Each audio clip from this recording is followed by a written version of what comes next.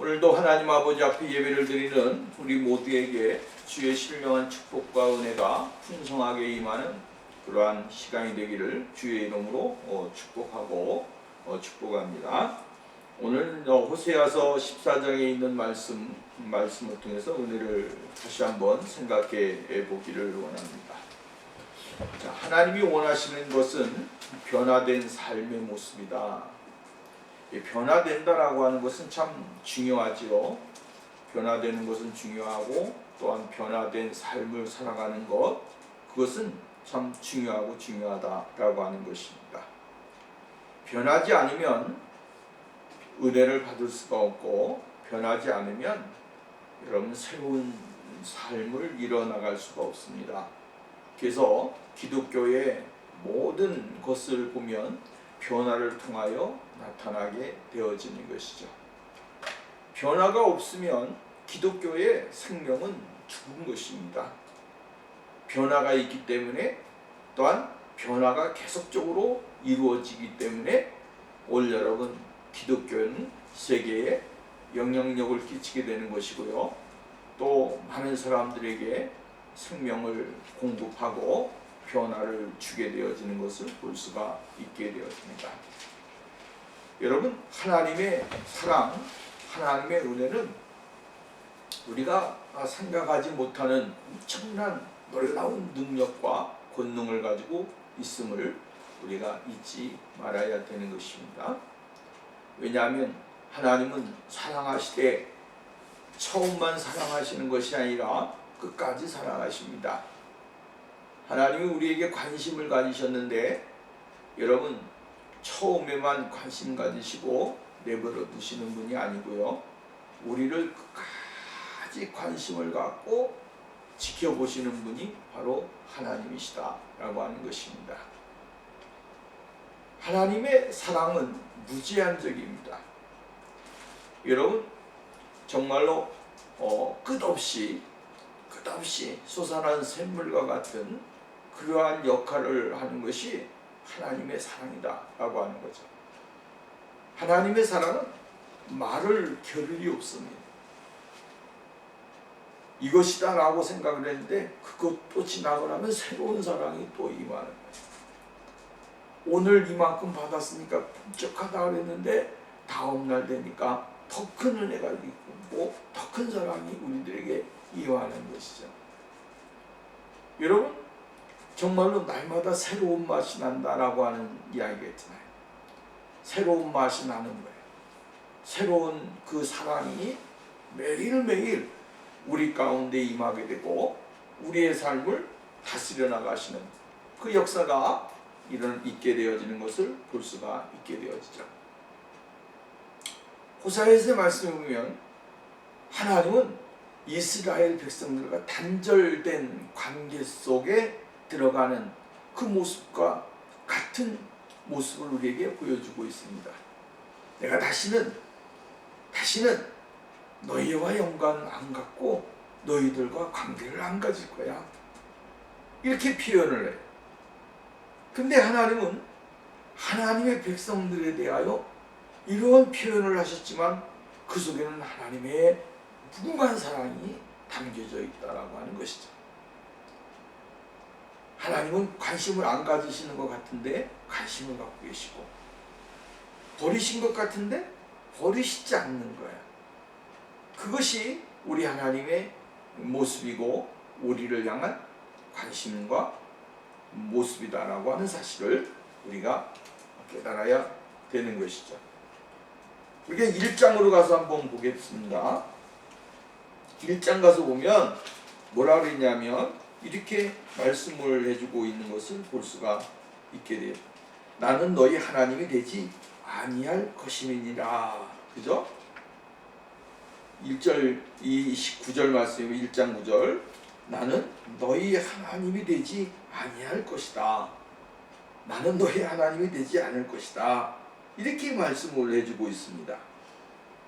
하나님이 너희의 하나님이 되지 아니할 것이다. 그 다음에 7절 말씀에 보면 구원하지 아니하리라. 여러분, 하나님이 않을 것이다 라고 하는 말씀으로 계속적으로 이야기를 해주고 있습니다.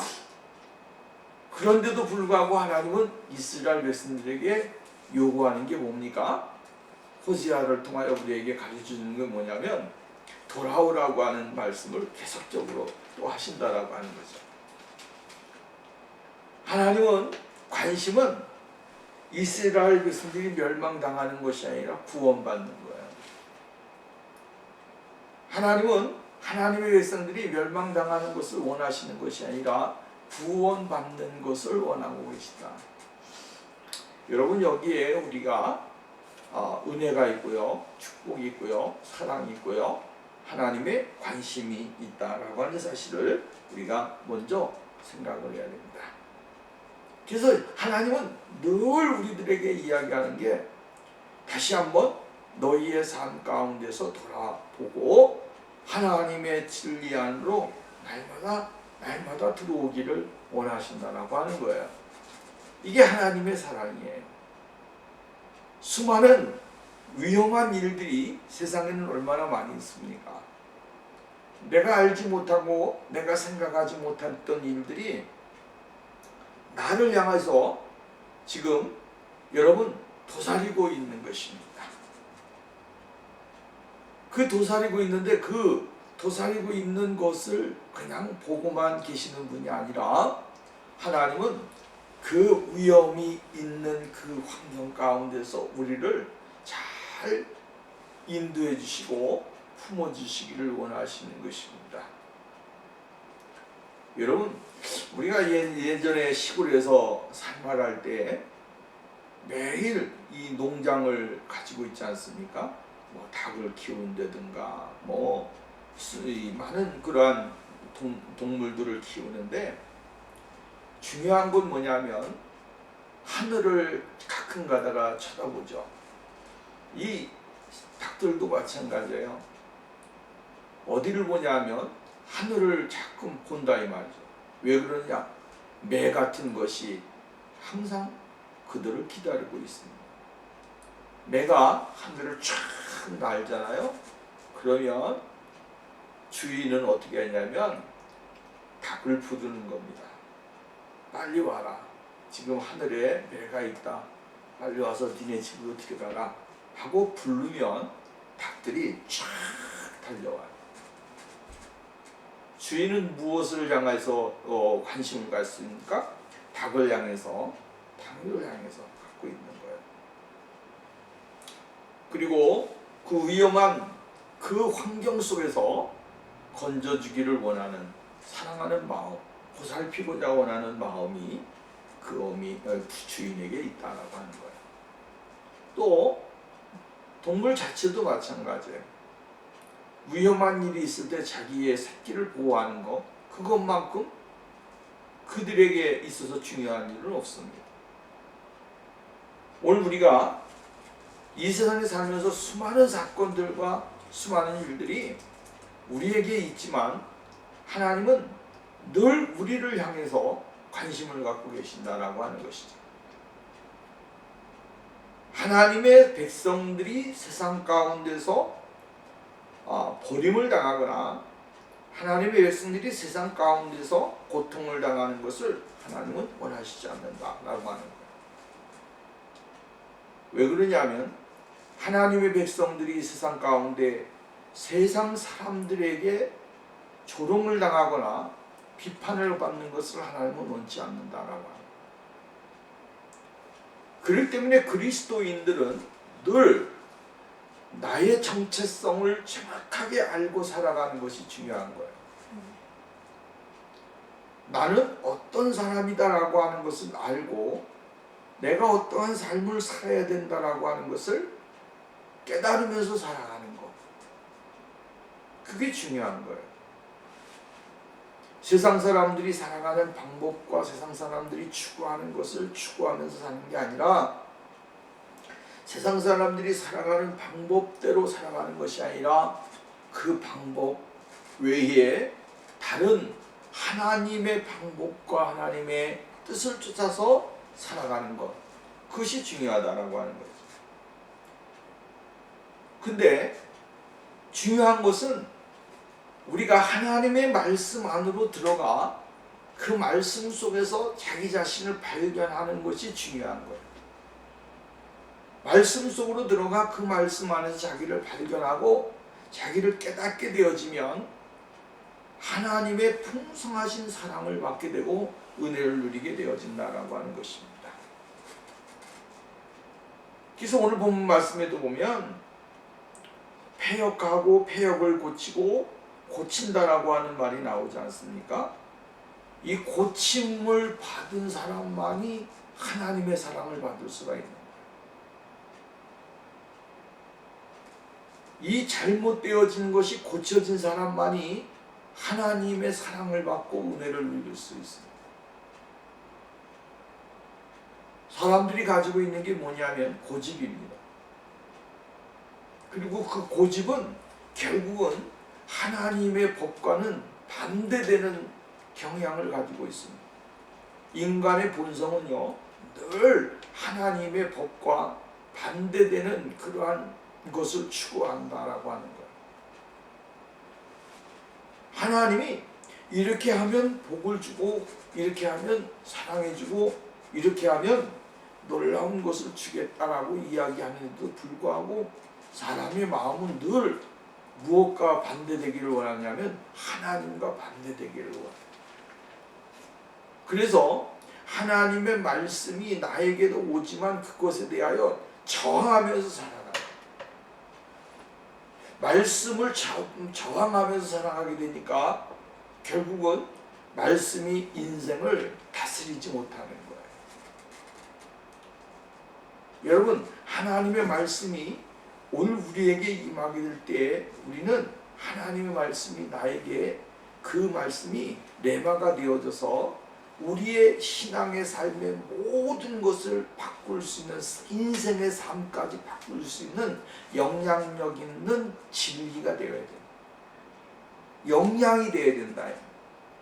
여러분, 우리가 음식을 먹게 될 때 음식이 내 안에서 정말로 잘 분해가 돼가지고 골고루 내 신체에 공급을 해주게 될 때 건강한 육체가 되고, 여러분, 그 음식으로 인해 우리가 인생을 사는 거예요.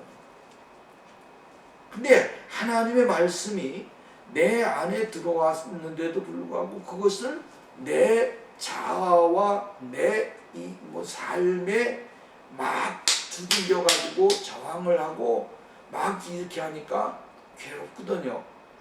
그러니까 그것을 어떻게 하냐면 빨리 그냥 바깥으로 내보내는 거예요.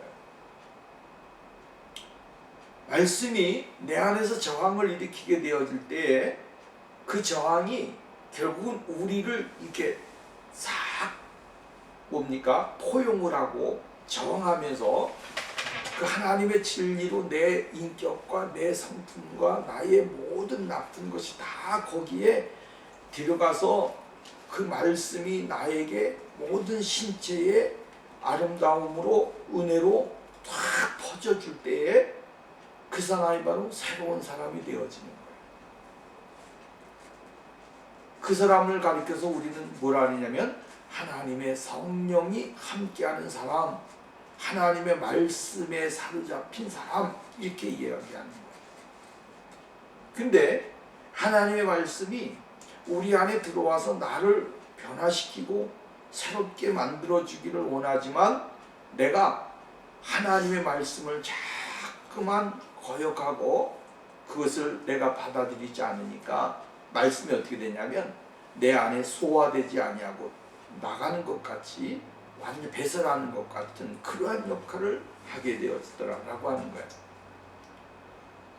하나님은 관심은 어디에 있느냐 하면 고침이에요.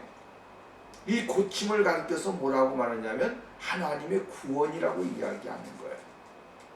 하나님의 구원의 관점은 하나님의 사람들이 변화를 받고 새롭게 되어져서 그 안에서 아주 신령한 은혜를 누리게 되어지는 그 삶을 이야기하는 거예요. 오늘 여기 하나님께서는 호세아서를 통하여 말씀하시는 게 뭐예요? 내가 그들의 패역을 다시 말한다면 등을 돌리고 하나님 앞에서 떠나가는 것, 등을 돌린 상태를 이야기하는 거예요. 등을 돌려서 어디로 갔습니까? 세상을 향해서 가는 거예요. 자기가 원하는 것을 추구하며 사는 거고, 하나님이 바라보지 말아야 될 것을 바라보면서 살아가는 거예요. 그것이 폐역이에요. 근데 하나님은 이것을 고쳐야만이 된다라고 하는 거예요. 하나님이 고치고자 원하는 것은 우리의 외적인 것보다도 우리의 내적인 것을 더 많이 추구하신다라고 하는 거예요. 왜냐하면 외적인 것은 내면이 바뀌게 되면 다 바뀌게 되는 거예요. 여러분 보십시오. 내가 내 얼굴이 아주 삭막하게 생겼습니다. 도둑놈같이 생기고 살인자같이 그냥 인상을 쓰고 살고 이루 말할 수 없는 그러한 형태를 가졌을지라도 하나님의 성령이 그 안에 들어오는 순간 어떤 사람이 되냐면 얼굴이 환하게 바뀌어지는 거예요. 바뀌어지고 하나님이 성령이 다스리시는 거룩한 순한 사람으로 바뀌어지는 거예요.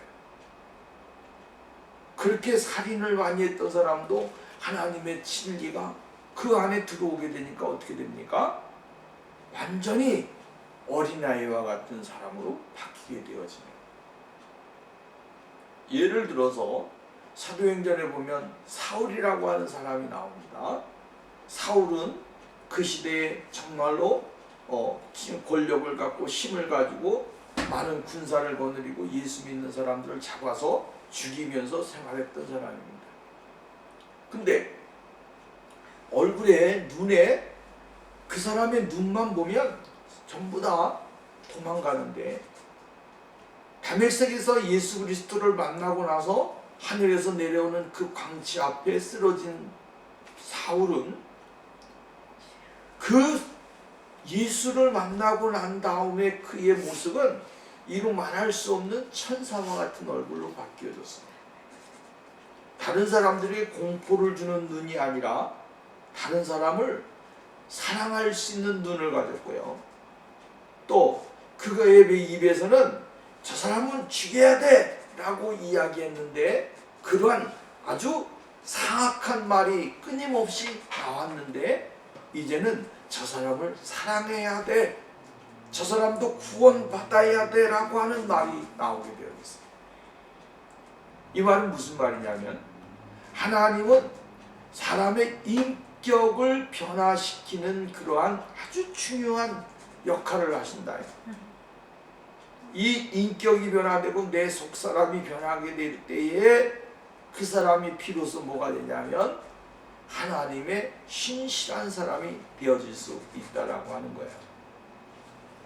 이러한 사람을 가리켜서 우리는 하나님의 은혜를 받은 사람이고 하나님의 구원을 받은 사람이다 라고 하는 거예요. 그러니까 오늘 여러분 하나님은 오늘 우리들에게 요구하는 것은 뭐냐면 속사람이 변화되는 거예요. 우리의 영이 변화되는 거예요. 우리의 영혼이 변화되어야만이 비로소 진정한 그리스도인의 밝은 빛을 가지고 세상을 향하여 살아가게 되고 그 빛으로 말미암아 영향력을 나누는 사람이 되어질 수 있다라고 하는 것입니다. 저 사람은 예수를 오래 믿어도 그 모양이고 그 모양이다. 이게 뭡니까? 변화되지 않는 거예요. 변화되지 않았기 때문에 그 모양이 되는 거죠. 변화된 사람은 그럴 수가 없습니다. 예수 안에서 새롭게 되어진 사람은 그러한 삶을 살아갈 수가 없습니다. 오늘 여러분 호세아서 14장을 통해 우리에게 이야기해 주는 것은 폐역을 고치고 이 마음을 고치는 거예요. 생각을 고치는 거예요. 삶을 고치는 거예요. 이것을 고치고 난 다음에 하나님의 은혜가 더 크게 임하는 거예요. 이걸 안 고치게 되어지면 하나님은 우리에게 은혜를 주실 수가 더 큰 축복을 주실 수가 없고 더 큰 하나님의 관심을 받을 수가 없어요. 여러분, 오늘 우리가 이 세상에 살면서 수많은 일들을 경험하게 되는데요. 그것이 뭐냐면 정말로 세상은 너무나도 험악하다라고 하는 사실을 더욱더 깨닫게 됩니다. 이 험악한 세상 속에서 하나님이 요구하는 게 뭐냐면 저희의 폐역을 고치고 이 고치기를 원하신다. 이 고침이야말로 아주 우리에게 절실하게 필요한 거예요. 내가 예수 그리스도의 거룩하신 은혜로 말미암아 고침을 받았지만, 변화를 받았지만, 그러나 우리는 매일매일 하나님의 은혜로 변화되는 그러한 삶을 살아야 됩니다. 완성이라는 게 없습니다. 우리가 여러분, 내가 완성되어진 아주 완전한 하나님의 사람이라고 생각하고 삽니까? 아니죠. 불완전한 하나님의 사람이에요. 언제 어떻게 우리가 하나님 말씀을 떠날지 몰라요. 그게 불완전한 인생이에요. 그렇기 때문에 매일매일 우리가 매 시간 매 초마다 하나님의 거룩하신 진리로 우리가 새롭게 되어지는 그러한 경험과 삶을 통해서 하나님과 동행하는 그러한 축복의 삶을 살아야 되는 거예요. 그래서 우리는 예수 그리스도가 우리를 부르시는 그날까지 무엇을 했냐면 계속적으로 고치는 삶을 살아요. 고침받는 삶을 살아요. 계속 고침받는 삶을 살아요. 내 인성을 고치고 내 언어를 고치고 나의 삶의 방식을 고치고 나의 모든 잘못된 버릇을 고치고 그러면서 매일매일 고침을 받으면서 살아가는 거예요. 그것이 우리의 인생의 삶입니다. 그리고 난 다음에 하나님께서는 뭐라고 말씀하셨냐면 즐거이 저희를 사랑하리니 라고 이야기합니다. 고침받는 사람에게 하나님의 사랑은 더욱더 크게 임한다.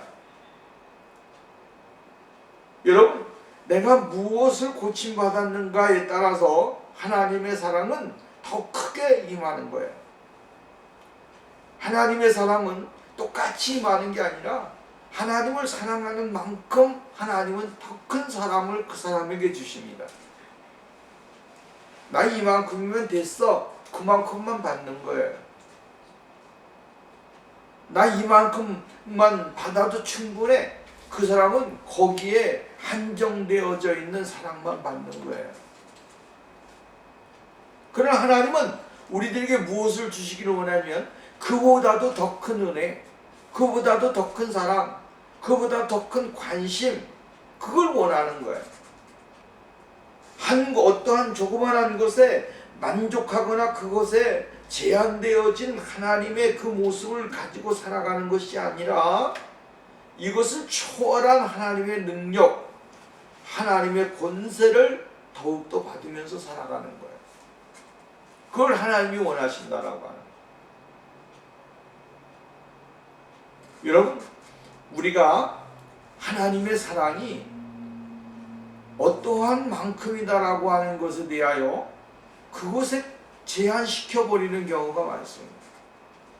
하나님은 이런 분이야 라고 하는 것에 제한시켜버리고 저런 분이야 라고 하는 것으로 하나님을 제한시키고, 그래서 그 사람이 가지고 있는 믿음의 생활을 보면 항상 거기까지만 훈련되어진 견들과 훈련되어진 모습들, 그것과 똑같은 거예요. 어느 정도까지만 딱 하고 거기까지만 오케이, 거기까지만 가면 끝난 거야 라고 생각을 하고 하나님의 능력과 사랑을 어느 범위 내에서 딱 제한시켜버려서 여기까지만 가면 우리는 충분해. 그죠? 우리 신앙생활이 그렇게 되어지면 어떻게 되느냐면 하나님의 무한하신 능력을 경험할 수 있는 사람이 되지 못하는, 우리가 하나님은 전지전능하시고 무소부재하시고 뭐 이런저런 이야기를 많이 하잖아요. 그럼에도 불구하고 하나님의 능력이 어느 제한되어져 있는 그 범위까지만이라고 착각을 하는 경우가 많이 있다라고 하는 말씀입니다. 하나님은 우리의 잘못된 것을 고치고 난 다음에 거기에 정말로 무한한 사랑과 긍휼과 자비와 모든 것을 관심을 갖고 이끌어 주시게 되어지는 것을 볼 수가 있다라고 하는 말씀입니다. 그래서 이 사랑을 받는 사람이 바로 하나님의 진노에서 벗어난 사람이고 하나님의 거룩하심 속에 날마다 거하는 축복의 사람들이 되어질 수 있다라고 하는 사실을 가르쳐주고 있는 것입니다. 여러분, 오늘 우리가 하나님의 그 무한하신 사랑, 무한하신 능력 속에서 다시 한번 우리 하나님의 사랑을 발견하는 그러한 축복이 있어야 됩니다. 하나님은 사랑이심이니라.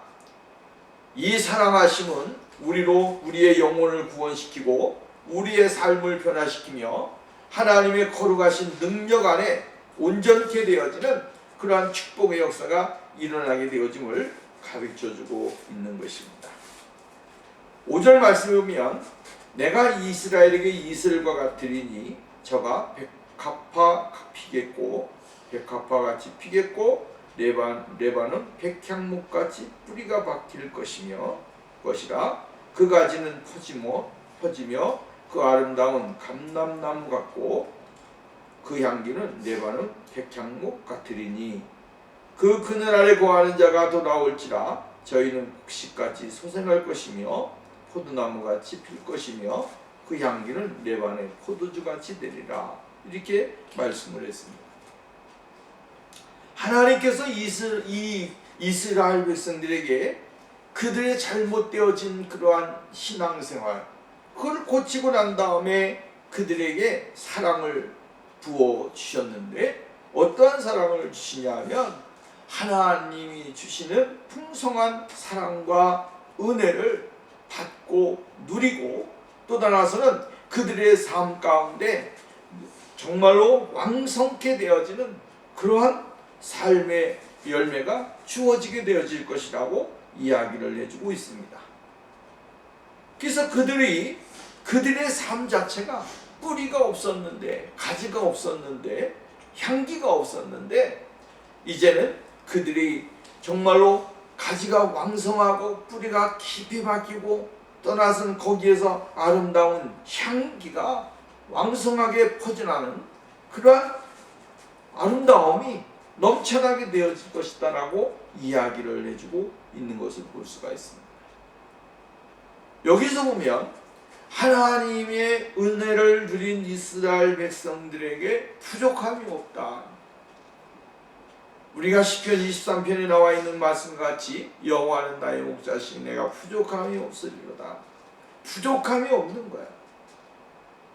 하나님의 사랑이 어떻게 나타나냐면 그들의 삶 가운데 무한한 또한 풍성한 그리고 거기에서 이어지는 놀라운 열매가 풍성하게 넘쳐나게 되어지는 것을 볼 수가 있다라고 하는 것입니다. 하나님의 관심과 사랑은 하나님의 그 은혜는 바로 이렇게 나타나는 것입니다.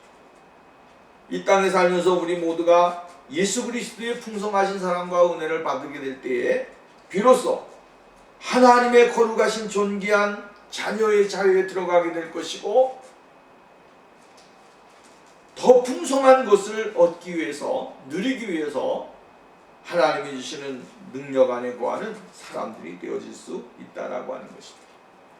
이스라엘 백성들이 정말로 하나님과 관계되어지지 아니하는 인생의 삶을 살다가 결국은 포로가 되어지고 멸망의 자리에 들어가지 않았습니까?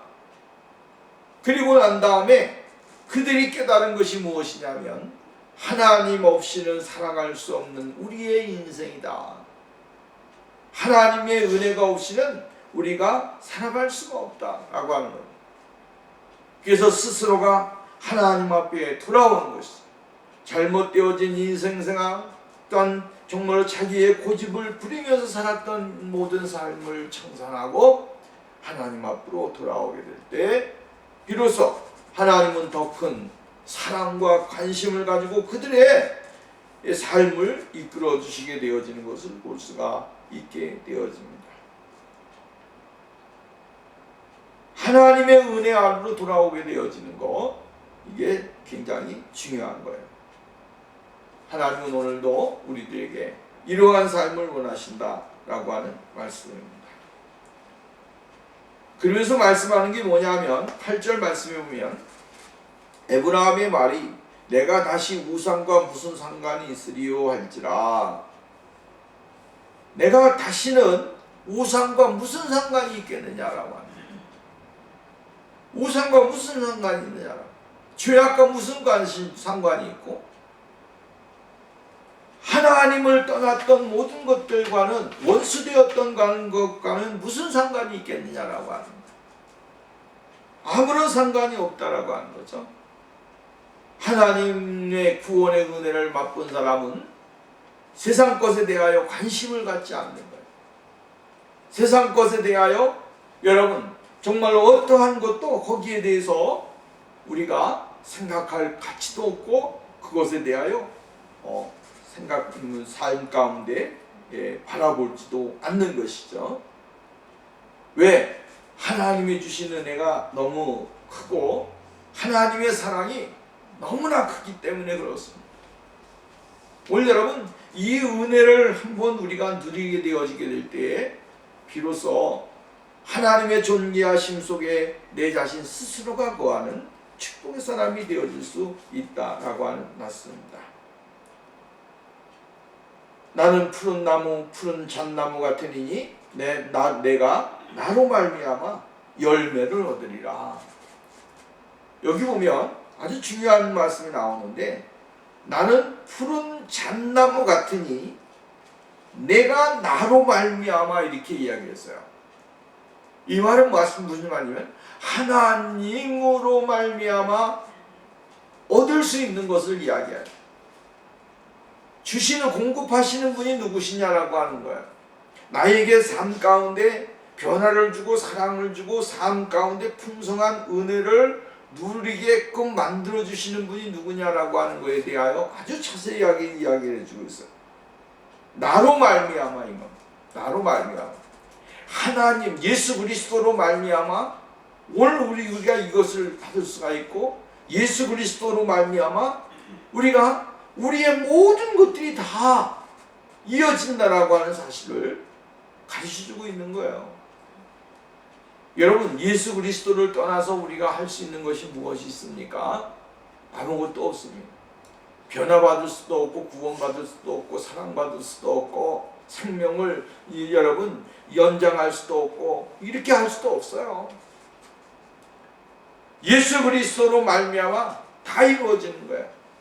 내 행복도 이루어지는 것이고 나의 삶 가운데 가치도 이루어지는 것이고 그리스도를 떠나서는 아무것도 이루어지는 것이 없는 거예요. 그렇기 때문에 나로 말미암아 열매를 얻으리라. 요한복음에 열매 가지가 나무에 붙어있지 않으면 절로 열매를 맺지 않는다. 우리는 예수 그리스도 그분 나무에 붙어있는 가지입니다. 이 때문에 예수 그리스도께서 주시는 생명을 공급받아야 되고 예수 그리스도가 공급해 주시는 능력을 공급받아야 되고 예수 그리스도가 공급해 주시는 사랑을 공급받아야 돼요. 그래야만이 하나님이 주시는 것을 세상 가운데 나타낼 수가 있게 되어지는 거예요. 예수 그리스도가 없는데 어떻게 예수 그리스도의 모습을 나타낼 수가 있겠습니까? 하나님의 은혜와 하나님의 능력을 공급받지 못하는데 어떻게 하나님의 사랑과 은혜를 나타낼 수가 있겠어요? 불가능한 것이다라고 하는 거예요. 오늘 우리가 예수 그리스도의 사랑과 은혜를 받을 때에 비로소 세상 가운데 참다운 그리스도인의 거룩하심을 나타낼 수 있는 그러한 축복의 역사가 일어나게 되어진다라고 하는 사실을 우리에게 가르쳐주고 있어요. 여러분, 오늘 우리가 수많은 일들이 있지만 하나님이 우리를 향한 관심과 하나님이 우리를 향한 그 마음을 다시 한번 우리가 받고 우리의 옳지 못한 것을 고침을 받고 사랑을 받으며 삶 가운데 열매를 맺음으로 그리스도 안에서 풍성한 삶을 이어나가는 그러한 생활이 우리에게 있어져야 될 줄로 믿습니다. 예수 그리스도로 말미암아 이루어지는 일들을 우리는 경험하면서 살아가야 되는 것입니다. 바로 이러한 사람이 어떤 사람이냐? 결론적으로는 예수 그리스도 안에 있는 자에게, 예수 그리스도 안에 있는 자에게는 결코 정죄함이 없나니 예수 그리스도 안에서만이 생명이 있고 예수 그리스도 안에서만이 행복이 있고 예수 그리스도 안에서만이 우리의 참다운 삶의 가치가 있다고 하는 사실을 늘 깨달으면서 주님과 동행하는 그러한 축복이 우리에게 있어져야 될 줄로 믿습니다. 기도합니다. 존귀하시고 거룩하시고 오신 하나님 감사합니다. 우리의 잘못된 것을 고침을 받고 하나님의 사랑을 받고 또 아름다운 풍성한 열매를 누리고 받으면서 살아가기를 원합니다. 하나님 아버지, 우리에게 긍휼을 베풀어 주셔서 이 죄악 많은 세상 가운데 하나님의 거룩하신 은혜를 더 많이 받고 누리는 생활 될 수 있도록 주여 복을 허락해 주옵소서. 성령 하나님이 우리와 함께 하시고 인도하여 주실 줄 믿고 예수님의 이름으로 기도합니다.